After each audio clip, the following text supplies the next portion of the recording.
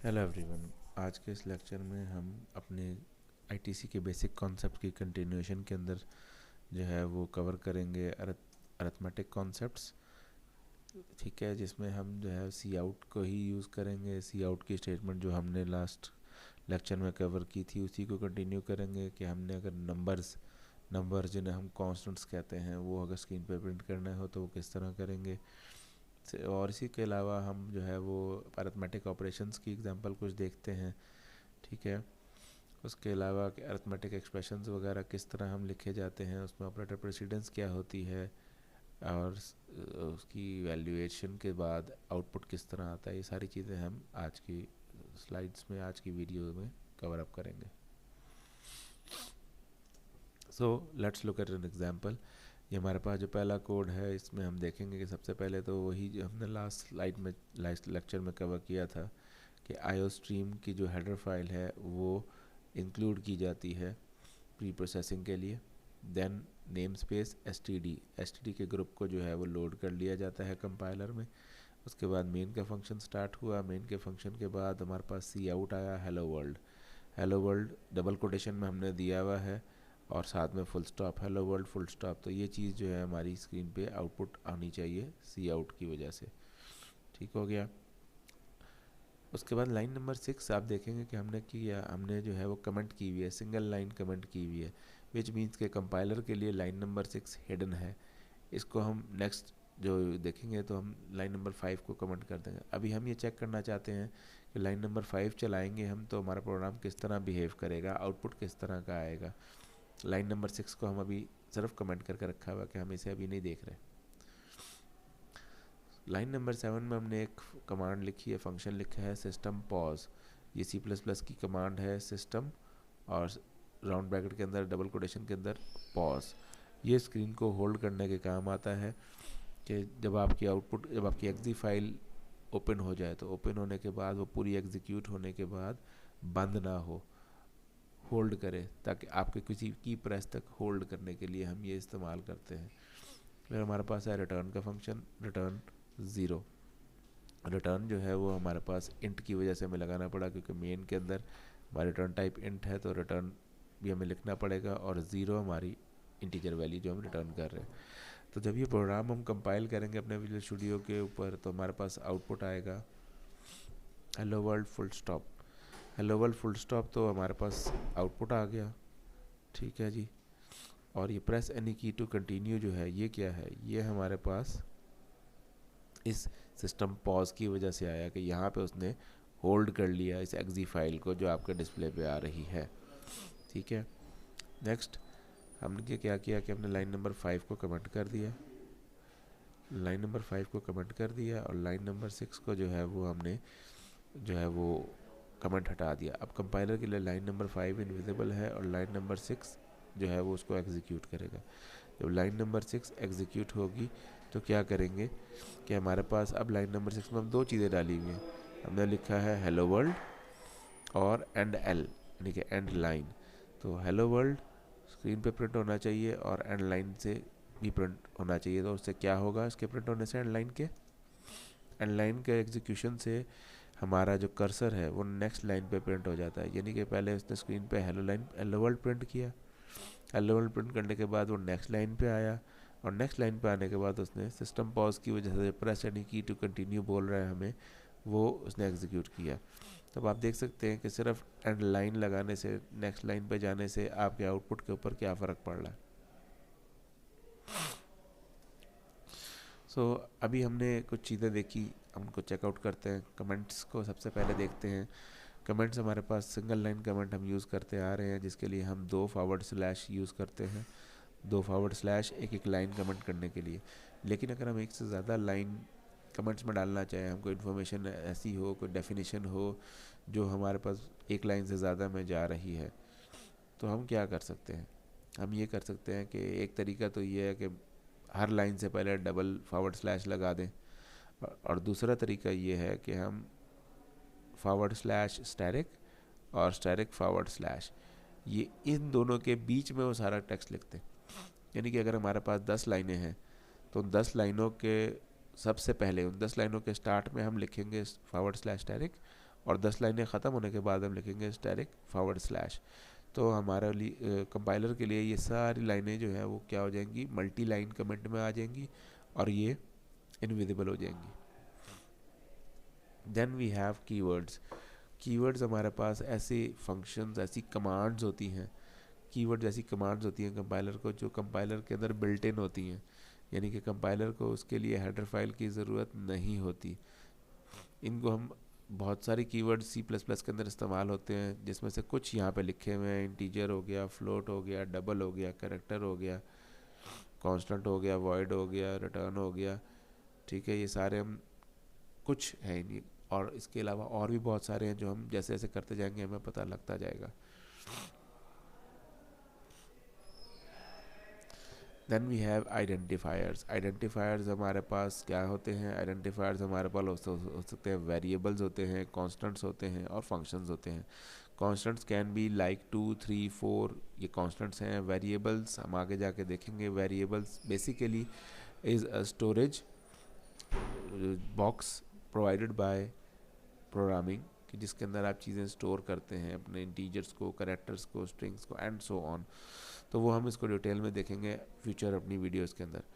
अब ये सारी चीज़ें कहलाती हैं आइडेंटिफायर्स, वेरिएबल्स, कॉन्स्टेंट्स, फंक्शंस। तो इनके आइडेंटिफायर्स के कुछ रूल्स हैं, उनके कुछ रूल्स हैं कि उनके अंदर क्या क्या चीज़ें अलाउड हैं, क्या क्या चीज़ें अलाउड नहीं हैं। तो ये तमाम चीज़ें आपको जो है ना वो फॉलो करनी चाहिए। जैसे कि यहाँ पे लिखा हुआ है कि identifier consist of letters, digits, underscore, character and must begin with a letter और अंडरस्कोर। यानी कि अगर आप एक वेरिएबल का नाम दे रहे हैं तो वो आप वेरिएबल का नाम इंटीजर से शुरू नहीं कर सकते। आप 1a नहीं बोल सकते, आप a1 बोल सकते हैं, क्योंकि वो कह रहा है स्टार्टिंग में आप जो है ना वो नहीं लगा सकते, इंटीजर नहीं लगा सकते। अंडरस्कोर लगा सकते हैं, आपके अंडरस्कोर ए भी ओके है, underscore A is no problem, A1 is no problem, ये ठीक है, ये ठीक है और ये गलत है, ये अलाउड नहीं है। सो मूविंग फॉरवर्ड हम एक और एग्जांपल देखते हैं। हमारे पास जो है वो इस एग्जांपल में अगेन आईओस्ट्रीम की हेडर फाइल हमने ऐड की, एसटीडी का ग्रुप हमने लोड किया, मेन के फंक्शन में आए जिसकी रिटर्न इंट है। तो अब लाइन नंबर 5 हमारी ओपन है और लाइन नंबर 6, 7, 8, 9 हमने कमेंट किया हुआ है। लाइन नंबर 5 में अगर हम देखें तो हमने मल्टीपल चीज़ें आउटपुट की हैं एक ही सी आउट यूज़ करते हुए। तो उसमें सबसे पहले हमारे पास इंटीजर है 2, एक कांस्टेंट है और इंटीजर है, फिर एक सिंगल कोटेशन के अंदर कैरेक्टर है एस जो है वो आपके पास एक सिंगल कैरेक्टर है। एक की अगर आप एक कैरेक्टर सी लैंग्वेज के अंदर, सी प्लस प्लस लैंग्वेज के अंदर यूज़ करते हैं तो उसमें आप सिंगल कोटेशन में लिखते हैं। डबल कोटेशन में भी अगर आप लिखेंगे तो उसको आउटपुट तो कर देगा, लेकिन डबल कोटेशन में जब आप किसी चीज़ को लिखते हैं तो वो कहलाता है स्ट्रिंग, वो कहलाता है स्ट्रिंग। तो कैरेक्टर होता है सिंगल कोटेशन में, स्ट्रिंग होता है डबल कोटेशन में, और बीच में हमने एंडल भी लगाया हुआ है। एंड में 6, 7, 8, 9 तो कंपाइलर के लिए हिडन हो गया। लाइन नंबर 10 सिस्टम पॉज, ताकि आपके आउटपुट की एक्जी फाइल होल्ड करे। Then we have return function. ठीक है, रिटर्न के लिए कि आपका, क्योंकि आपने यहाँ पे बताया था कि मेन को कि इंट टाइप की रिटर्न होगी, तो इधर आपने रिटर्न का फंक्शन लगाया और साथ में आपने क्या किया कि आपने इंटीजर वैल्यू रिटर्न कर दी। Okay right, so let's check it out. हमारा आउटपुट क्या आएगा जब हम कंपाइल करेंगे? 2s और नेक्स्ट लाइन पे हेलो और फिर प्रेस एनी की टू कंटिन्यू। हम देखें हमने 2 प्रिंट किया, s प्रिंट किया, फिर एंड लाइन किया तो नेक्स्ट लाइन पे आ गया, और उसके बाद हमने हेलो प्रिंट किया, हेलो प्रिंट हुआ, और फिर सिस्टम पॉज जो हमने लिखा हुआ लाइन नंबर 10 पे उसकी वजह से प्रेस एनी की टू कंटिन्यू हमारे पास आ रहा है। अब हम क्या करते हैं, इसको ज़रा डिफरेंट तरीके से चेकआउट करने की कोशिश करते हैं। किस तरह कि अब हमने लाइन नंबर 5 को कमेंट कर दिया, वही सारी चीज़ें अब हमने चेंज कर दी। अब हमने मल्टीपल सी आउट इस्तेमाल किए, एक से ज़्यादा सी आउट इस्तेमाल किए। ठीक है, हमने लाइन नंबर 6 में क्या किया, सी आउट लिखा 2 और स्टेटमेंट टर्मिनेटर लगा दिया। लाइन नंबर 7 में क्या किया, सी आउट सिंगल कोटेशन में एस और स्टेटमेंट टर्मिनेटर लगा दिया। लाइन नंबर 8 में C out end L statement terminator लगा दिया। लाइन नंबर 9 में हेलो और स्टेटमेंट टर्मिनेटर लगा दिया। अब हेलो से पहले और बाद में हमने क्या लगाए हुए हैं, एस्केप सीक्वेंस लगाया हुआ है। ठीक है, ये हमारे पास एस्केप सीक्वेंस है, \t और \n। \t जैसे कि हमने लास्ट वीडियो में भी देखा था कि एस्केप सीक्वेंस है जो आपके 8 स्पेसेस आपको आगे लेके जाता है, बिल्कुल उस तरह जिस तरह आप माइक्रोसॉफ्ट वर्ड के अंदर टैब का बटन दबाते हो तो टैब की प्रेस करते हो अपने कीबोर्ड पे तो 8 स्पेसेस आप आगे चले जाते हो, तो वही चीज़ C++ आपको \t की फॉर्म में देती है। और \n को भी हमने चेकआउट किया था लास्ट वीडियो में कि n लाइन C++ में प्रोवाइड किया है फॉर नेक्स्ट लाइन, और \n C लैंग्वेज का प्रोवाइड की भी एक फीचर है, स्केप सीक्वेंस है जो आपको नेक्स्ट लाइन पे लेके जाता है। तो it is the same thing. अब हम इसका आउटपुट देखते हैं।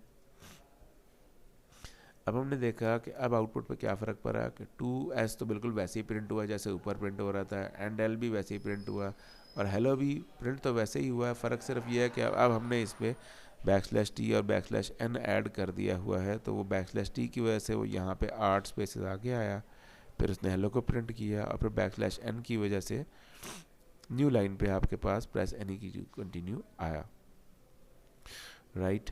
सो मूविंग फॉरवर्ड, अब हम देखते हैं कैसा फंक्शन जिसमें हम अरिथमेटिक ऑपरेटर्स को फर्दर चेकआउट करें। इसमें इस कोड में क्या है, अगेन हमारे पास IOStream की हेडर फाइल इंक्लूड है, नेम स्पेस std हमने लिखा हुआ है using name space std, int main दे दिया। लाइन नंबर 5 में हमने 2+3 का जो रिजल्ट है उसको आउटपुट करना चाह रहे हैं, और साथ में हमने एंडल दिया हुआ है। ठीक है, लाइन नंबर 6 हमने हिडन की हुई है कमेंट्स के थ्रू। लाइन नंबर 7 में है सिस्टम पॉज, ताकि हमारी एग्जी फाइल होल्ड हो जाए, एंड देन रिटर्न 0। ठीक है, इसको जब हम चलाएंगे तो हमारे पास क्या आएगा, हमारे पास आएगा 5 सी आउट 2+3। 2+3 को उसने एग्जीक्यूट किया अरिथमेटिक ऑपरेशन को, और 5 आउटपुट दे दिया। उसके बाद एंड लाइन को उसने एग्जीक्यूट किया, नेक्स्ट लाइन पे आया, और नेक्स्ट लाइन पे आने का सिस्टम पॉज की वजह से प्रेस एनी की टू कंटिन्यू वो यहाँ पे होल्ड कर लेगा। ठीक है, इसको अगर हम फर्दर देखें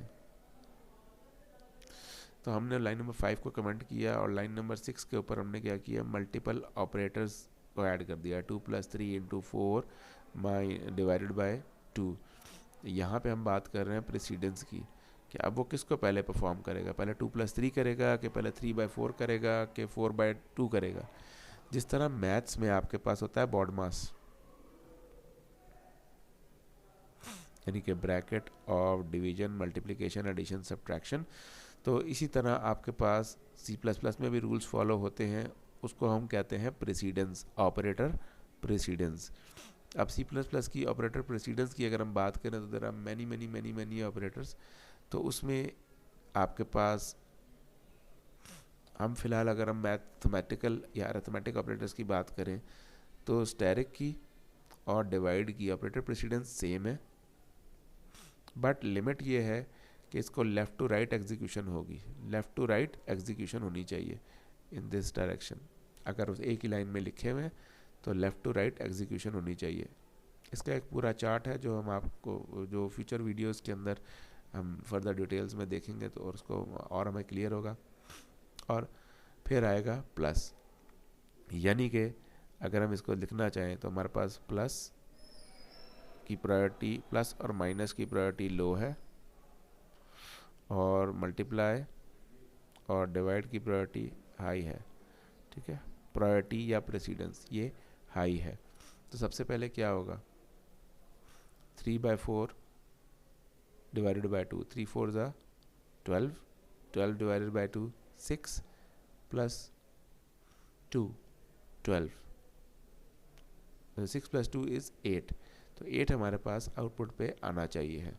ठीक है, ये देखें हमारे पास 8 आया, और इससे हमें पता लगा कि ऑपरेटर प्रेसिडेंस है। अगर हम ऑपरेटर प्रेसिडेंस को नहीं फॉलो करते तो क्या होना चाहिए था, पहले जिनके जो रॉन्ग तरीका है वो ये है कि हमारे पास 2 + 3 6 होता है, 6 4 ज़ा 20, 4 डिवाइडेड बाई 2 12। तो हमारे पास 12 वाला जो आंसर है वो रॉन्ग है, और 8 वाला जो आंसर है वो सही है, क्योंकि ऑपरेटर प्रेसिडेंस फॉलो हो रही है, और 8 हमारा सही आंसर है।